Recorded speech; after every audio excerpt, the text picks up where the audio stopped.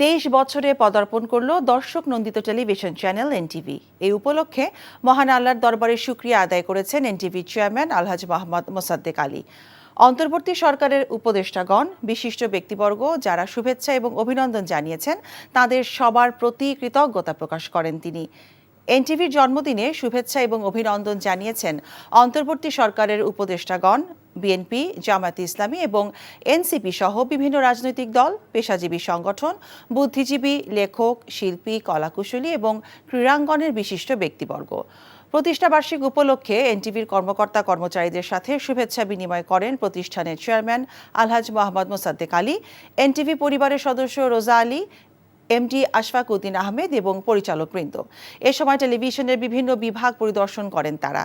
এনটিভিকে শুভেচ্ছা জানায় বিভিন্ন ব্যক্তি এবং প্রতিষ্ঠান।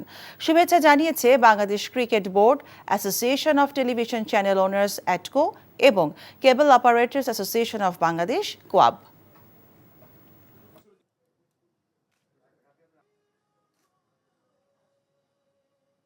আজকে 23তম জন্মদিনে 22 বছরের আপনাদের বিশাল সাফল্য, শুভ জন্মদিন।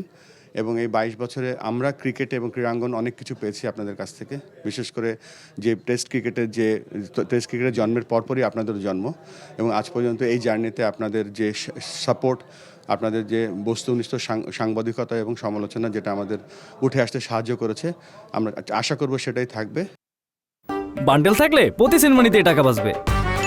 বিকাশ সেনমানি বান্ডিল কিনে জিতুন প্রতি লেনদেনে।